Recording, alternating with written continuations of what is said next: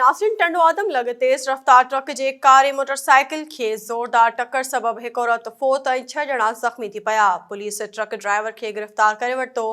तफ़सील ॿुधाए रहियो आहे SS न्यूज़ जो रिपोर्टर अब्दुल्ला बेहर। जी अब्दुल्ला, छा तफ़सील आहिनि?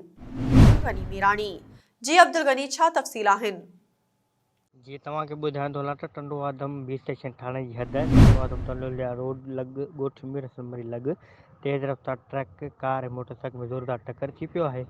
जंहिंजे नतीजे में कार में सवार 40 साल औरत अकबरी ज़ाल गुलाम रसूल मुग़ल थॾे ते फ़ौत थी वई ऐं 12 साल अरसलान, 20 साल कुर्बान मुग़ल, 18 साल उस्मान मुग़ल, 22 साल नायला सख़्त ज़ख़्मी थी पिया। जंहिं मोटरसाइकिल ते सवार 2 ॼणा आशिक़ मेकाणी ऐं बलोच खान मेकाणी पिणु सख़्त ज़ख़्मी थी पिया।